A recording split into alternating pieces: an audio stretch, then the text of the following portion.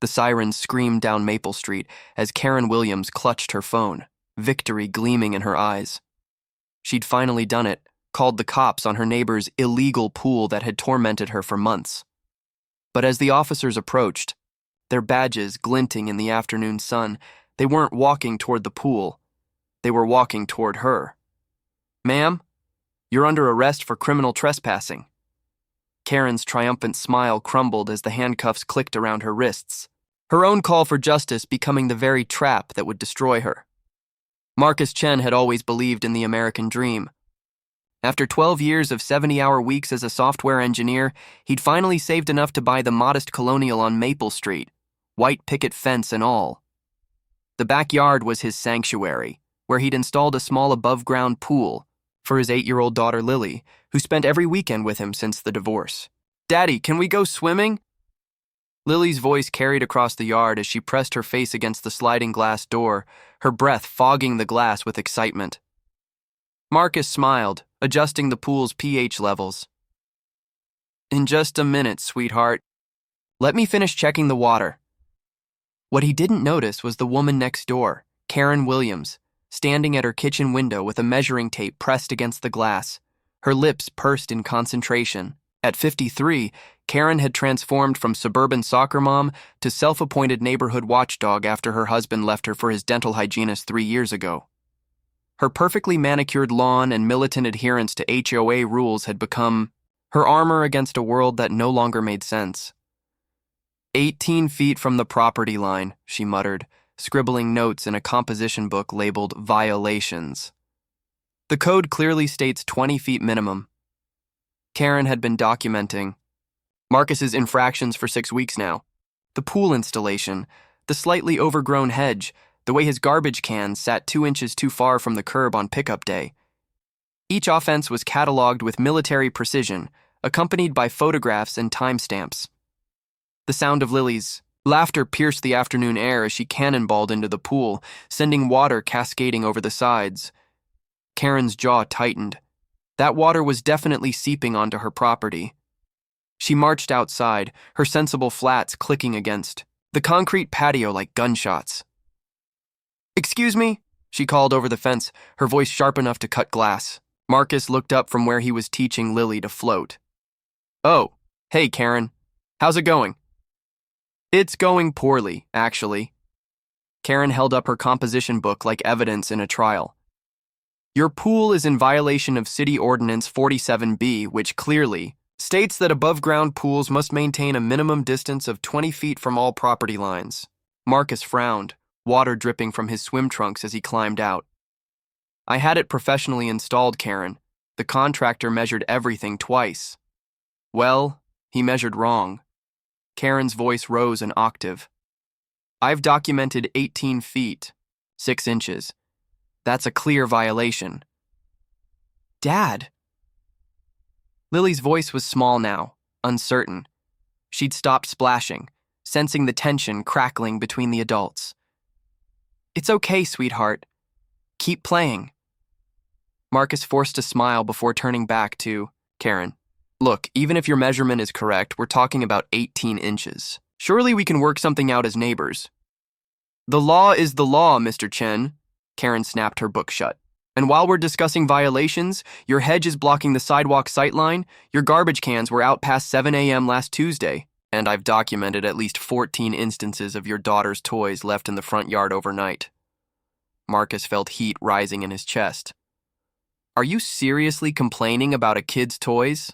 "I'm documenting violations of neighborhood standards." Karen lifted her chin defiantly. "Some of us take pride in maintaining property values. And some of us are just trying to give our kids a childhood." The words came out harder than Marcus intended. For a moment, something flickered across Karen's face. Hurt, maybe, or recognition. But it vanished as quickly as it appeared, replaced by rigid determination.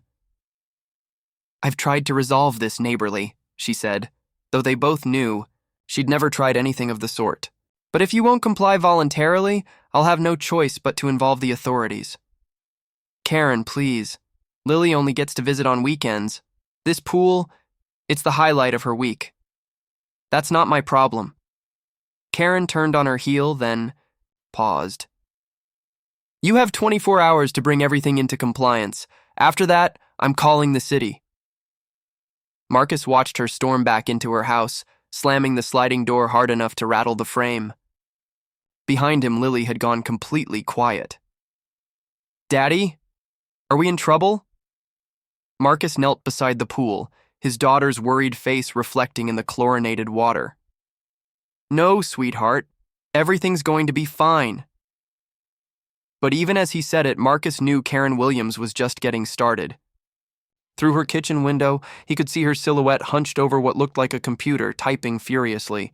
She wasn't just making idle threats. She was building a case. That night, after Lily had gone to bed, Marcus called his contractor, Tom Rodriguez, who'd built pools in the neighborhood for 15 years. 20 feet? Tom's voice crackled through the phone. Marcus, I've got the permit right here. Code requires 15 feet minimum for above-ground installations. 20 feet is for in-ground pools. You're sure? Dead sure. I've built 40 pools on your street alone. Your neighbor's trying to pull a fast one. Tom paused. But be careful, man. I've dealt with her type before. They don't care about being right. They just want to win. Marcus hung up feeling both relieved and uneasy. Karen was wrong about the code, but something in Tom's warning stuck with him. This wasn't really about pool regulations or property lines. This was about power, and Karen Williams had tasted it. The next morning, Marcus was awakened by the sound of someone in his backyard. He peered through the bedroom blinds to see Karen Williams standing beside his pool with a professional-looking camera, taking pictures from every conceivable angle. What the hell? Marcus threw on a robe and rushed outside. Karen! What are you doing in my yard?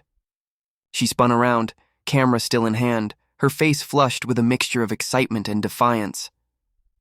Documenting evidence for my complaint. This is private property. You can't just... The water damage to my property gives me every right to assess the situation. Karen gestured toward a small patch of wet grass near the fence line. Your pool is causing drainage issues on my lawn. Marcus stared at the barely damp patch of grass. They'd had a thunderstorm 2 nights ago. That's rainwater, Karen. I have photographs proving otherwise. She held up the camera like a weapon. Water doesn't lie, Mr. Chen. Get off my property, now! Karen's eyes glittered with malicious triumph. I'll leave when I'm finished documenting your violations. Unless you'd prefer I call the police to escort me? The threat hung in the air between them like smoke. Marcus realized with crystal clarity that Karen Williams wasn't just a difficult neighbor, she was dangerous. The kind of person who would burn down the entire block to prove a point. Fine, he said quietly. Document whatever you want. But this conversation is over. As he turned to go back inside, Karen called out, You had your chance to handle this. Reasonably, Mr. Chen, now we do this the hard way. Marcus paused at his back door, something cold settling in his stomach. Through the kitchen window, he could see Lily at the breakfast table, still in her pajamas, watching the confrontation with wide, frightened eyes. This wasn't just about a pool anymore.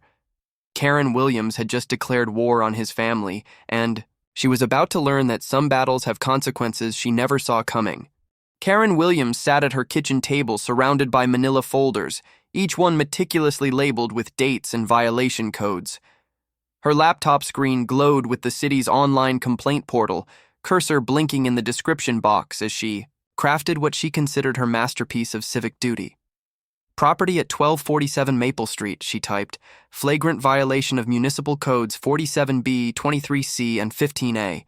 Homeowner refuses to comply despite repeated neighborly warnings. The lies came. Easily now. Karen had convinced herself that her version of events was truth, that she'd been reasonable, that Marcus had been belligerent, that she was simply protecting neighborhood standards. The composition book beside her laptop contained 47 documented violations, each one photographed and cross-referenced. She uploaded the photos she'd taken in Marcus's backyard that morning, including several close-ups of the wet grass she was claiming as water damage. The camera had been her late mother's, a professional-grade cannon that made even mundane suburban disputes look like crime scenes. Trespassing concerns addressed through necessity clause, she typed in the additional comments section. Water damage to adjacent property required immediate documentation.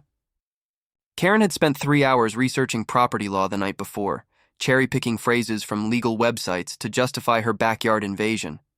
She'd learned just enough to be dangerous, and just enough to hang herself. The doorbell rang, as she was adding the final touches to her complaint. Through the frosted glass, she could see 2 figures in uniform. Her heart leaped with vindication. "They work fast," she murmured, smoothing her hair and checking her reflection in the hallway mirror. She'd changed into her best conservative outfit, navy blazer, pearl earrings, the kind of respectable suburban armor that made authority figures listen. But when she opened the door, the expressions on the officers' faces weren't what she'd expected. "Ma'am, I'm Officer Rodriguez. This is Officer Kim. We're here about a complaint regarding criminal trespassing." Karen's confident smile faltered. "I'm sorry. There must be some mistake. I'm the one who filed the complaint about the pool violation next door." Officer Rodriguez consulted his notebook. "You're Karen Williams, resident of 1245 Maple Street." "Yes, that's correct." "Ma'am, we received a call from your neighbor, Marcus Chen, reporting that you entered his property without permission this morning and refused to leave when asked." The words hit Karen like a physical blow.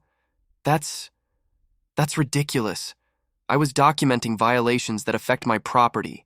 I had every right. "Ma'am, do you have any documentation proving you had permission to enter Mr. Chen's property?" Karen's mouth opened and closed soundlessly. The certainty that had carried her through the morning began to crumble. "I don't need permission. The water damage gives me legal standing to—" "I'm going to stop you right there," Officer Kim interrupted, gently. "Suspicion of property damage doesn't grant you the right to trespass. That's not how the law works." Through the window, Karen could see Marcus standing in his backyard with Lily, both of them watching the scene unfold.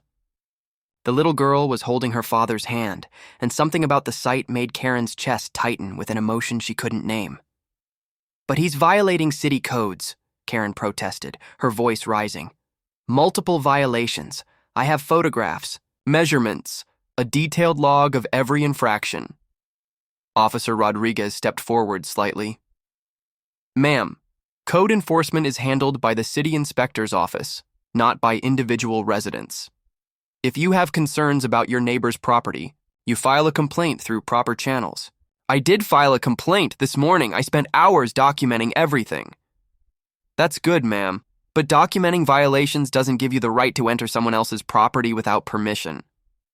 Karen felt the ground shifting beneath her feet. "Are you saying I'm in trouble? I'm the victim here. He's the one breaking the law." The officers exchanged a look that Karen didn't like. Officer Kim pulled out a small notebook.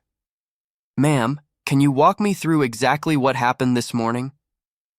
Karen's lawyer instincts kicked in. Not that she was a lawyer, but she'd watched enough legal dramas to know this was dangerous territory.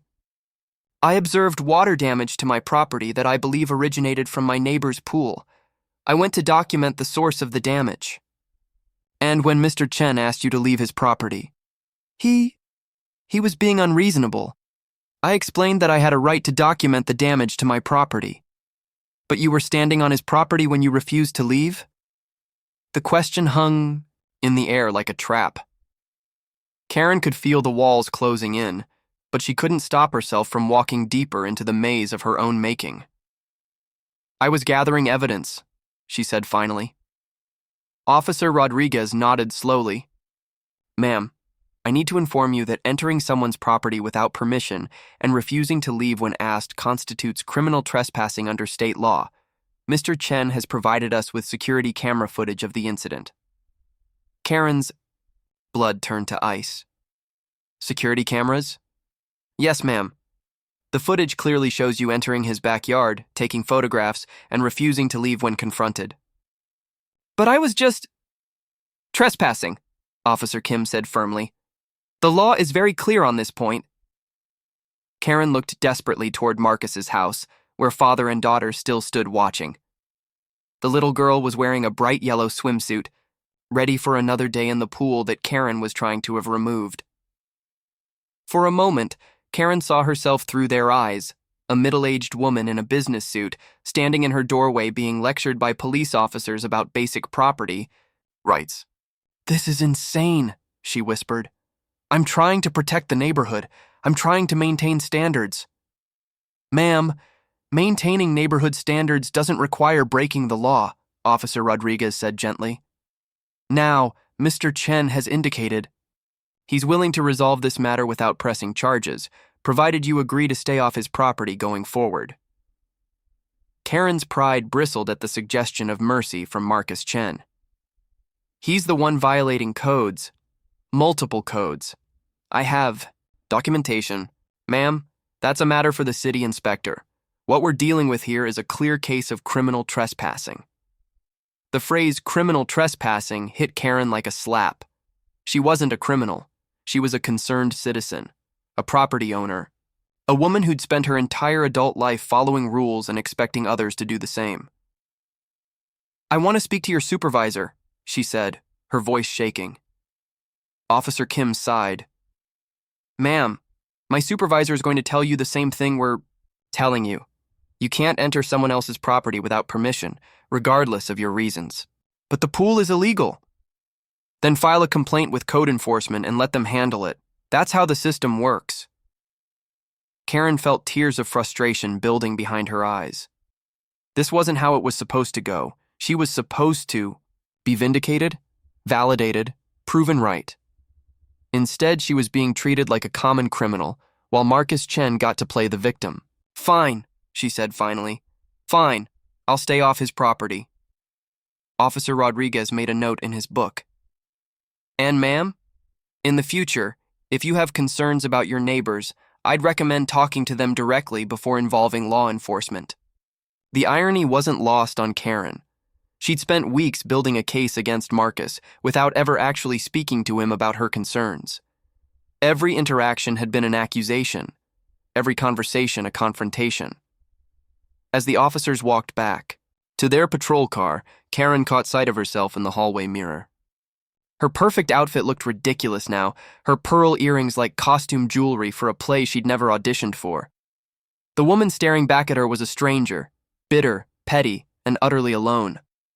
Through the window, she watched Marcus kneel down to talk to his daughter, probably explaining why the police had come to their neighbor's house. Lily nodded solemnly, then hugged her father tight before running back toward the pool.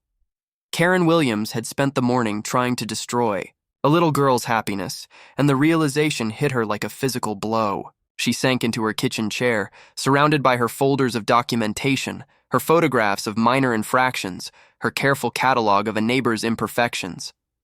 She'd called this justice, but looking at it now, she could see it for what it really was, the desperate act of a woman who'd forgotten how to find joy in anything but other people's failures.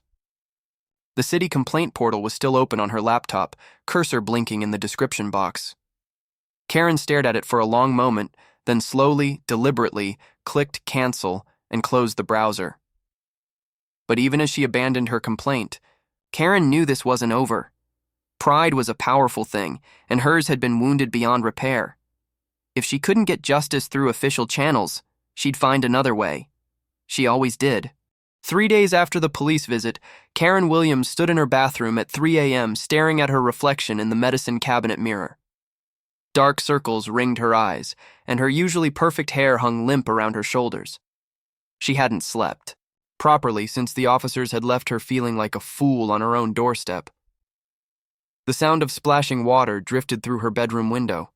Marcus and Lily were having another late evening swim. Their laughter felt like needles under Karen's skin, a constant reminder of her humiliation. She'd tried closing all the windows, but their joy seemed to seep through the walls anyway. "Inconsiderate," she muttered, reaching for the prescription.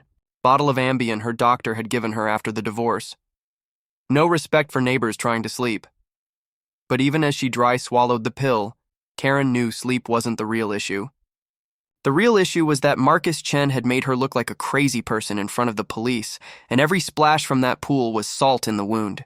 She'd spent the last 3 days researching, plotting, building a new strategy. If the city wouldn't help her and the police had taken his side, she'd have to get creative. The next morning, Karen was dressed and ready by 6 a.m. She'd traded her business attire for casual clothes, jeans, sneakers, a baseball cap pulled low over her eyes. If anyone asked, she was just a concerned citizen taking her morning walk. She started with Mrs. Henderson at 1251 Maple Street, an elderly widow who'd lived on the block longer than anyone. "I'm so sorry to bother you, Mrs. Henderson," Karen began, her voice dripping with false concern. "But I wanted to make sure you were aware of the safety issues developing on our street." Mrs. Henderson adjusted her glasses, squinting at Karen through the screen door. "Safety issues?" "The pool situation at the Chen house.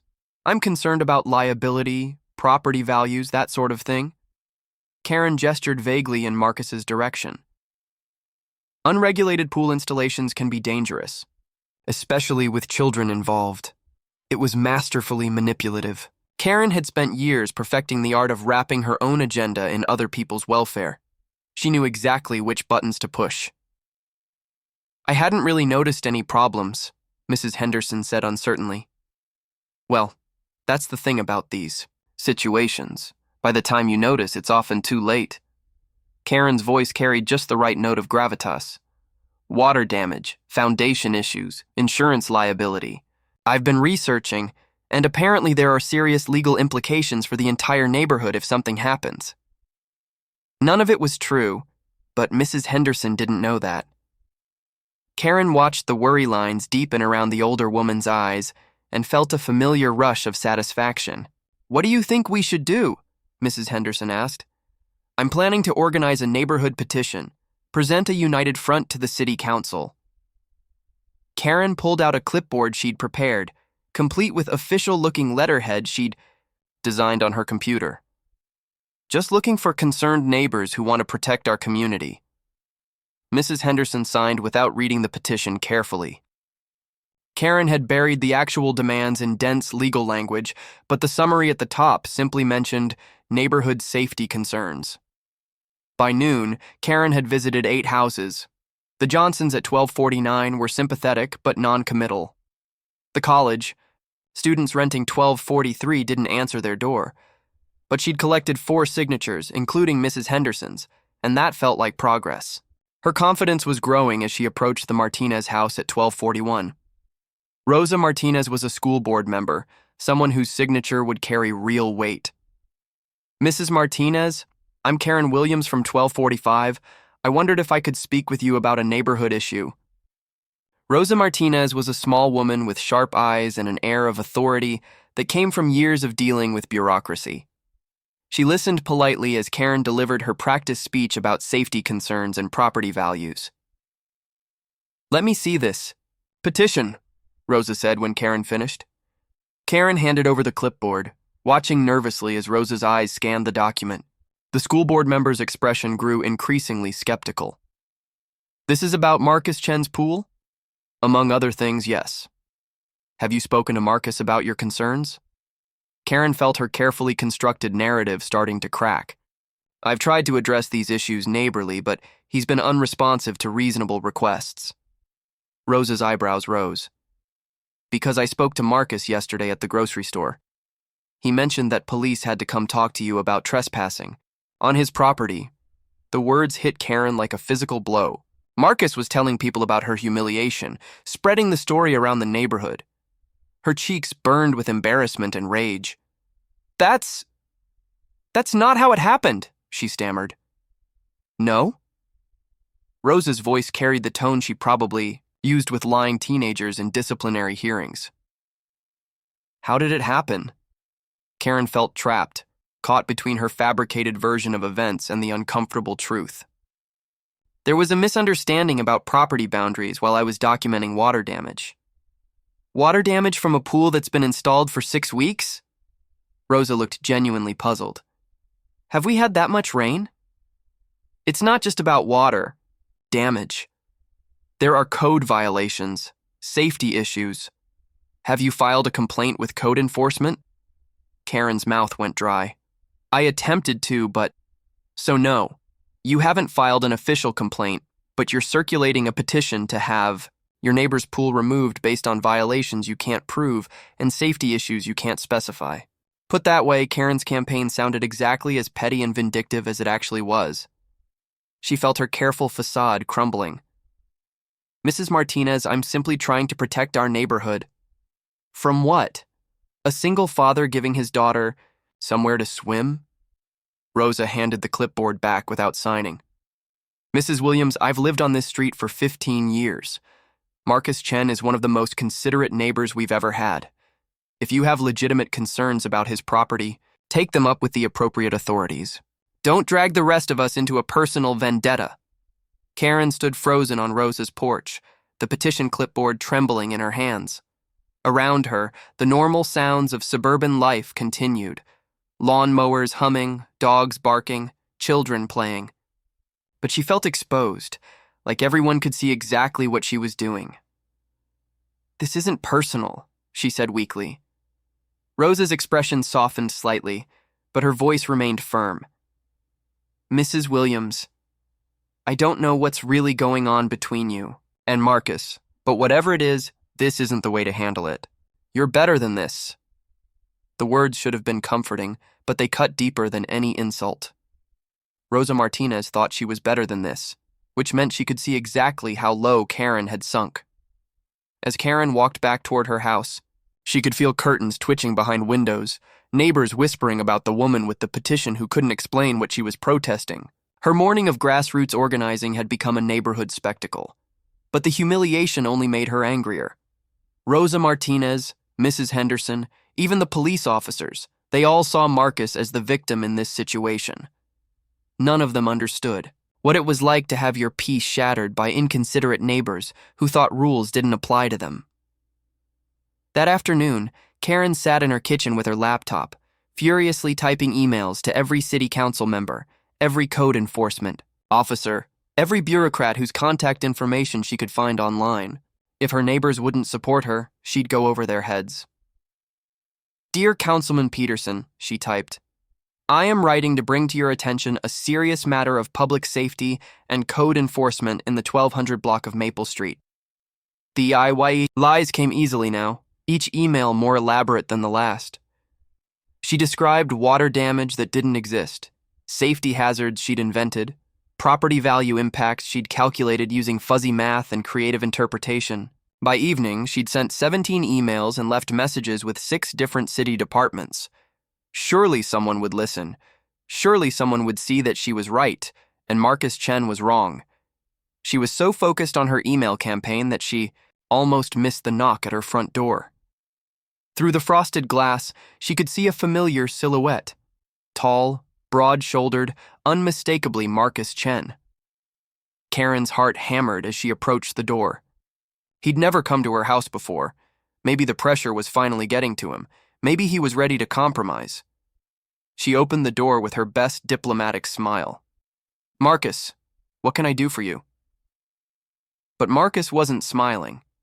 His face was grim, and in his hand was a folded piece of paper that made Karen's stomach clench with dread. Karen, we need to talk. Marcus Chen stood on Karen Williams's front porch holding a manila envelope that felt like it weighed 10 pounds. Inside were printouts of every email she'd sent to city officials, every false complaint she'd filed, every lie she'd told about his property. His attorney, Jennifer Walsh, had been thorough. I'd prefer to handle this privately, Marcus said, his voice steady despite the anger simmering beneath the surface. May I come in? Karen's diplomatic mask slipped for just a moment, revealing the panic underneath. She'd spent the afternoon crafting increasingly elaborate complaints to city officials, never imagining that Marcus might be monitoring her digital paper trail. Of course, she said, stepping aside. Though I'm not sure what we have to discuss. Marcus followed her into the pristine living room, noting the religious figurines on the mantelpiece, the motivational quotes framed on the walls, the stack of self-help books on the coffee table. Everything about Karen's space screamed of someone, trying desperately to maintain control. 17 emails in 6 hours, Marcus said without preamble, placing the envelope on her glass coffee table. That's what you sent to various city departments today. all of them containing false information about my property. Karen's face drained of color. I don't know what you're talking about. Email to Councilman Peterson claiming my pool has caused significant structural damage to your foundation. Email to code enforcement describing dangerous electrical hazards from my pool installation. Email to the health department reporting contaminated water runoff affecting the neighborhood water supply. Marcus's voice remained calm, but each word landed like a hammer blow. Should I continue? Those aren't false complaints. I have legitimate concerns. Karen. Marcus pulled out his phone and opened a video file. This is security footage from this morning showing you measuring the distance between my pool and your property line. The same property line you measured 6 weeks ago. The same measurement that hasn't changed. On the small screen, Karen could see herself creeping around Marcus's backyard with a tape measure, looking every bit the obsessed neighbor she'd become. I was just trespassing. Again. Marcus pocketed the phone. After being warned by police just 3 days ago. Karen sank into her leather armchair, the weight of her situation finally hitting her. You've been watching me. I've been protecting my family. Marcus sat across from her, the manila envelope between them like evidence in a trial. Do you have any idea what you've put us through? Lily asks me every day if the angry lady is going to make us move. An 8-year-old shouldn't have to worry about whether her father can keep their home. For a moment, something flickered. Across Karen's face, guilt maybe, or the ghost of the person she used to be before bitterness consumed her. But it vanished quickly, replaced by defensive indignation. I'm not the villain here, Marcus. I'm trying to protect this neighborhood from someone who thinks rules don't apply to him. What rules, Karen? My pool was installed by a licensed contractor, inspected by the city, and approved by the permit office. It meets every code requirement. Marcus leaned forward. But you knew that, didn't you? That's why you've been making up violations that don't exist. The distance from the property line. 15 feet minimum for above-ground pools. Mine is 18 feet, 6 inches. I had it remeasured by a surveyor yesterday. Marcus pulled out another document. Professional survey signed and notarized. Would you like to see it? Karen stared at the survey document like it was written in a foreign language. All her careful measurements, all her righteous indignation, built on a foundation that was crumbling beneath her feet. There has to be something, she whispered. The noise ordinance, the water damage, the property values. Karen, when was the last time you were happy? The question came out of nowhere, cutting through her defensive rambling like a knife. Karen looked up at Marcus, confusion and hurt warring in her eyes. What kind of question is that? A serious one. When was the last time you felt genuine? Joy about something? Not satisfaction from proving someone wrong? Not vindication from catching a violation? But actual happiness? Karen's mouth opened and closed soundlessly. She couldn't remember. The divorce had happened 3 years ago, but her descent into bitter vigilantism had started long before that. When had she become the kind of person who spent her days looking for reasons to tear down other people's happiness? That's not relevant, she said finally. It's the only thing that's relevant. Marcus's voice softened. Karen, you've spent weeks trying to destroy something that brings my daughter joy. A little girl who's already dealing with her parents' divorce, who only gets to see her father on weekends, and you want to take away the one thing that makes those weekends special. I'm not trying to hurt your daughter. Then what are you trying to do? The question hung in the air between them. Karen had told herself so many stories about property values and neighborhood standards that she'd almost forgotten the truth. She was trying to hurt Marcus because seeing other people's happiness made her own misery unbearable. I'm trying to maintain order, she said weakly. No, you're trying to control something in a world that feels out of control. Marcus stood up, leaving the manila envelope on the coffee table. And I understand that feeling, Karen. I really do. But you can't fix your life by destroying mine. Karen looked down at the envelope, knowing it contained enough evidence to ruin her if Marcus chose to use it. What do you want from me? I want you to stop. No more complaints, no more trespassing, no more harassment. In return, I won't file charges for the trespassing, and I won't pursue legal action for the false complaints you've been filing. And if I don't agree? Marcus's expression hardened. Then my attorney files a restraining order Monday morning, along with a harassment lawsuit and criminal charges for filing false police reports. Is that really what you want your legacy to be in this neighborhood? Karen thought about Rosa Martinez's words. You're better than this. Was she? Looking at the woman she'd become, sneaking around neighbors' yards, fabricating complaints, terrorizing a single father and his child, she wasn't sure anymore. I need time to think, she said. You have until tomorrow morning. After that, I file the paperwork.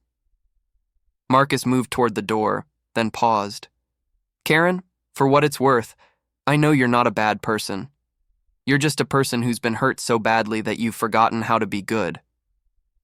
After he left, Karen sat in her perfect living room, surrounded by the trappings of a life that looked successful from the outside but felt hollow at the core.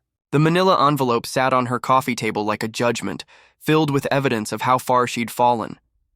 She opened it with trembling hands, reading through her own words. The lies, the exaggerations, the desperate attempts to make her obsession sound reasonable. Seeing it all laid out together, she could barely recognize the person who'd written these complaints. Her phone buzzed with a text from her sister in Oregon. How are you doing? Feel like we haven't talked in months. Karen stared at the message, trying to remember the last time she'd had a conversation that wasn't about Marcus Chen's pool, neighborhood violations, or her endless catalog of grievances. She'd become so consumed with being right that she'd forgotten how to be human. Through her kitchen window, she could see Lily in the backyard, floating on her back in the pool while Marcus sat nearby reading a book. The scene was so perfectly peaceful, so utterly innocent, that Karen felt something break inside her chest. She'd been trying to destroy this. A father spending time with his daughter. A child's simple joy in a swimming pool. Because her own life felt empty. She'd decided theirs should be empty too. Karen closed the envelope and walked upstairs to her bedroom, where she kept the composition book filled with her documented violations. 47 entries, each one a testament to how obsessed she'd become with other people's imperfections. She sat on her bed and began tearing out pages, one by one, watching her months of surveillance and documentation flutter into the wastebasket. Each torn page felt like shedding a layer of the bitter woman she'd become. But even as she destroyed the evidence of her campaign, Karen knew this wasn't over. Tomorrow she would have to make a choice that would define who she was and who she wanted to become. And for the first time in years, she wasn't sure which version of herself would win. Karen Williams didn't sleep that night. She lay in her king-sized bed, too big for one person, a remnant from her married life, staring at the ceiling and listening to the house settle around her. Every creak felt like judgment. Every shadow on the wall looked like an accusation. At 5:47 a.m., she gave up on sleep and made coffee with hands that shook slightly. The manila envelope sat on her kitchen counter where she'd moved it from the living room, its contents a constant reminder of how completely Marcus Chen had outmaneuvered her. Through her window, she could see his house dark and peaceful. Normal people were sleeping at this hour, not plotting their neighbor's downfall or tearing up months of obsessive documentation. Normal people didn't spend their mornings deciding whether to surrender or escalate a war they'd started over 18 inches of property line. Karen opened her laptop and stared at the blinking cursor in a new email window. She'd drafted 17 emails yesterday, each one more desperate than the last. Now she found herself composing something different entirely. Subject: retraction of previous complaints, she typed, then immediately deleted it. Subject: apology for misunderstanding, she wrote, then deleted that too. How do you apologize for trying to destroy someone's life? How do you explain that loneliness had turned you into a monster? At 7:30 a.m., Karen's doorbell rang. Through the frosted glass, she could see a small figure with pigtails, Lily Chen, standing alone on her porch in a bright pink dress. Karen's heart clenched as she opened the door. The little girl looked nervous but determined, holding something behind her back. Hi, Mrs. Williams. My daddy said I shouldn't bother you, but I wanted to give you something. Karen knelt down to Lily's eye level, feeling like she was in the presence of someone infinitely more mature than herself. What is it, sweetheart? Lily pulled out a hand-drawn picture, stick figures beside a blue rectangle that was clearly meant to be the pool. One large figure and one small figure were holding hands, and standing separate from them was another figure with yellow hair, unmistakably Karen. I drew this for you, Lily said. Daddy told me you were sad about our pool, so I wanted to show you that there's room for everyone to be happy. Karen stared at the drawing, her vision blurring.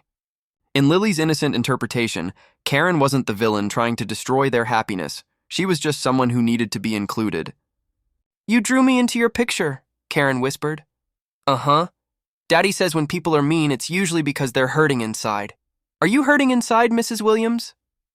The question, asked with such pure concern by an 8-year-old, shattered something in Karen's chest. She'd spent months trying to hurt this child's father, and the child had responded by trying to heal her pain. Yes, Karen said, her voice breaking. I am hurting inside. That's okay. Daddy says everyone hurts sometimes, but it gets better if you let people help you. Karen looked at this remarkable little girl, this child who'd taken time out of her, mourning to bring kindness to the woman who'd been terrorizing her family. The drawing trembled in Karen's hands as years of suppressed emotion crashed over her. Lily, I owe you an apology. A big one. For what? For trying to take away your pool, for being mean to your daddy, for... Karen's voice caught. For forgetting how to be a good person. Lily tilted her head, considering this with the seriousness of a child processing adult complexity. Daddy says good people sometimes do bad things when they're really, really sad, but they can always choose to do good things again. Your daddy is a very smart man. Yeah, he is, and he makes the best pancakes. Lily brightened. Do you want to come have pancakes with us? Daddy always makes too many. The invitation hit Karen like a physical blow. Here was this child offering breakfast to the woman who'd spent weeks trying to destroy her happiness.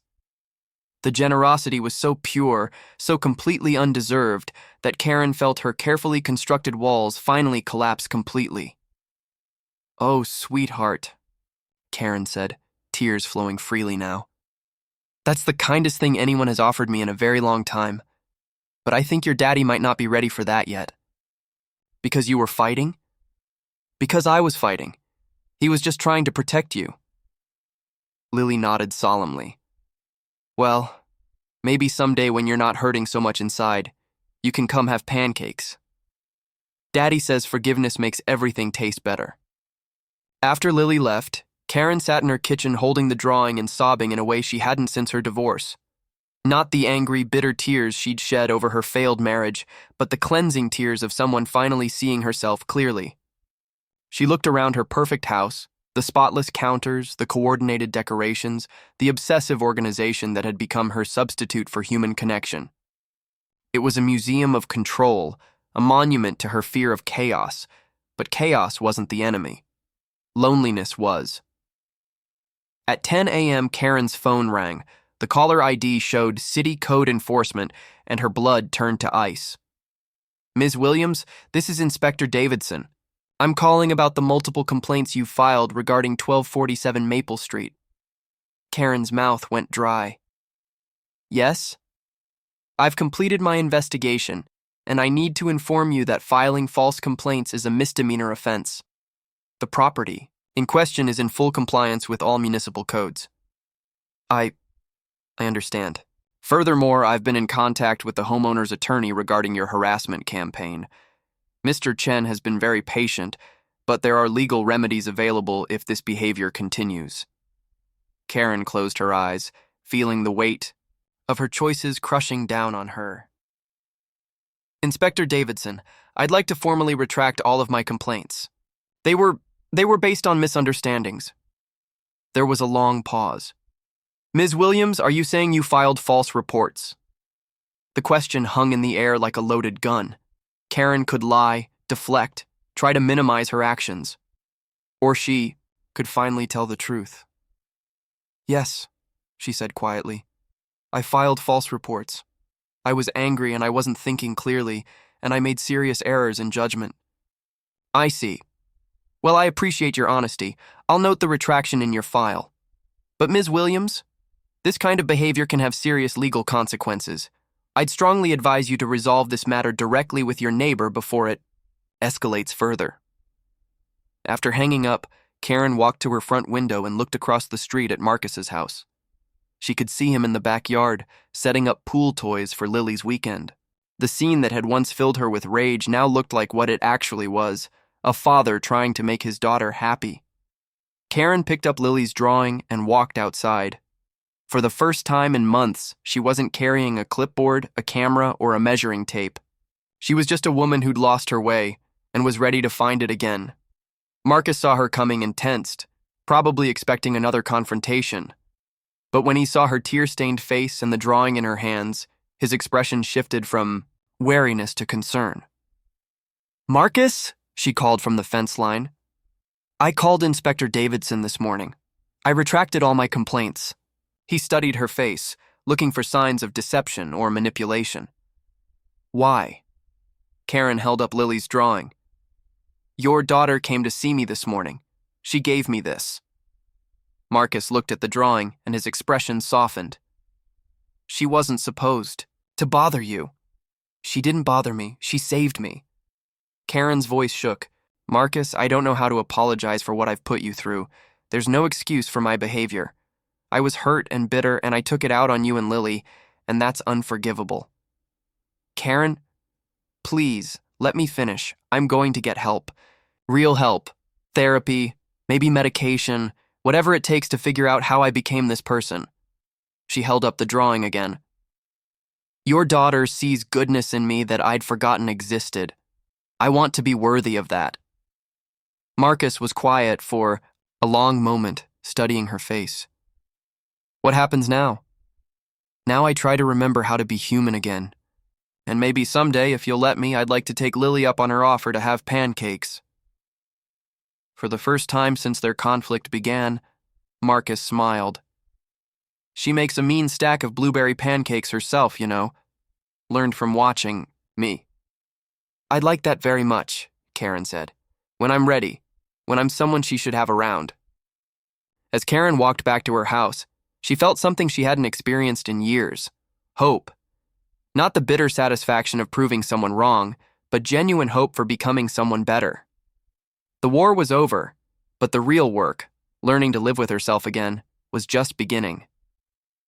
2 weeks later, Karen Williams was in her kitchen making actual progress on actual therapy homework, writing a gratitude journal instead of a violation log, when the doorbell rang.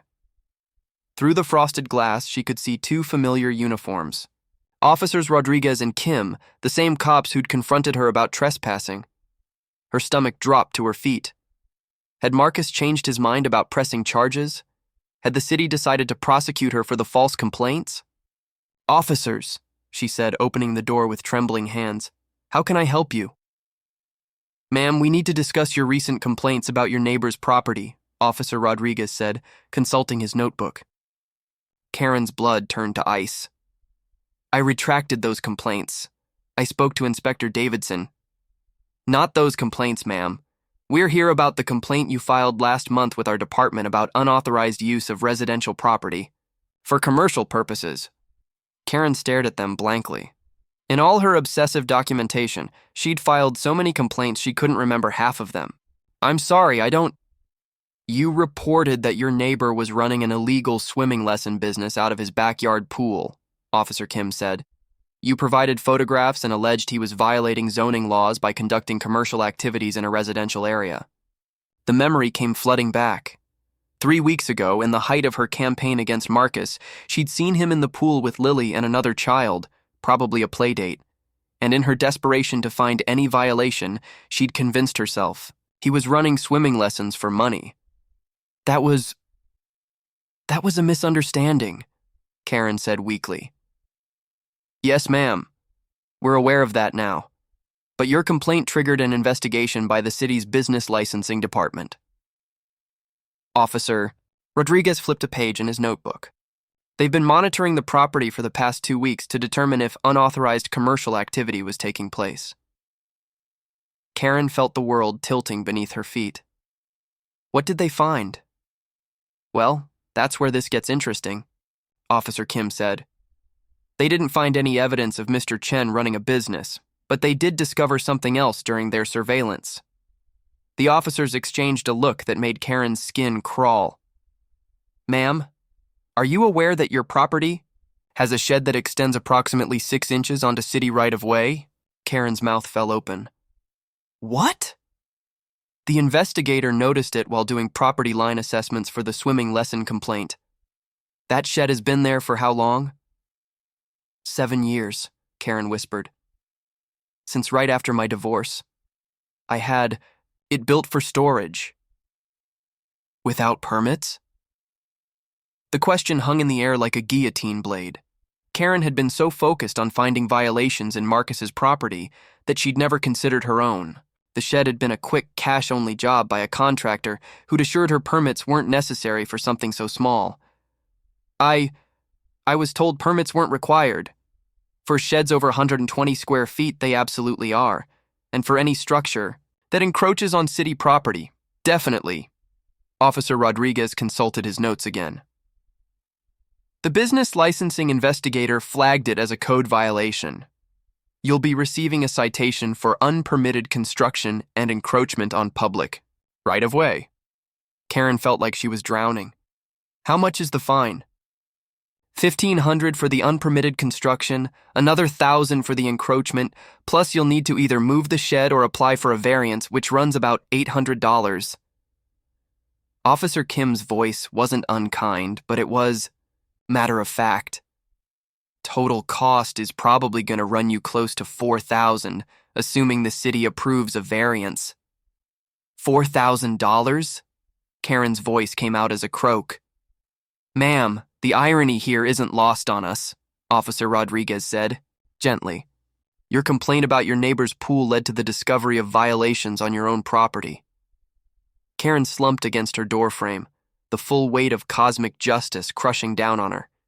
She'd spent months obsessing over Marcus's pool, being 18 inches too close to the property line, a violation that didn't exist, while her own shed was literally sitting on city property.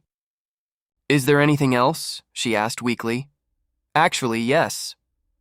Officer Kim pulled out another piece of paper. The investigation also revealed that your home security cameras have been recording your neighbor's backyard for several months.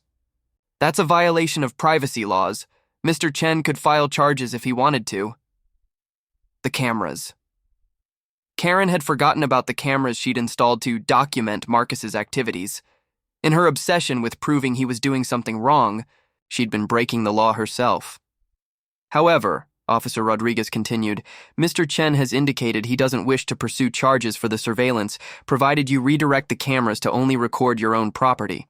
Even now, even after everything she'd put him through, Marcus was showing her mercy she didn't deserve. Officers, I need to ask you something, Karen said, her voice barely above a whisper. When you came here 2 weeks ago about the trespassing, did you know about my shed then? No, ma'am. That only came to light because of your swimming lesson complaint. Karen almost laughed, but it came out as more of a sob. Her own false report had triggered the investigation that exposed her violations. She'd been so busy looking for specks in Marcus's eye that she'd missed the plank in her own. After the officers left, Karen sat in her kitchen staring at the citation. $4,000 in fines and fees, all because she couldn't let go of a neighbor dispute that had never been about pool regulations in the first place. Her phone buzzed with a text from her therapist. Looking forward to our session Thursday. How's the gratitude journal going? Karen looked down at the notebook where she'd been writing 3 things she was grateful for each day. It was slow going. Decades of resentment didn't evaporate overnight, but she was trying. Today's entry would be challenging, but she knew what to write. 1. I'm grateful for Marcus Chen's mercy. 2. I'm grateful for Lily's drawing, which reminded me I could choose to be good. 3. I'm grateful for cosmic justice, even when it's expensive. As she wrote the words, Karen heard familiar sounds from next door, Lily's laughter and the splash of water as she jumped into the pool. For the first time in months, the sound didn't fill Karen with rage. Instead, it reminded her of something she'd forgotten, the simple joy of a child at play. Karen walked to her window and watched as Marcus helped his daughter practice floating on her back.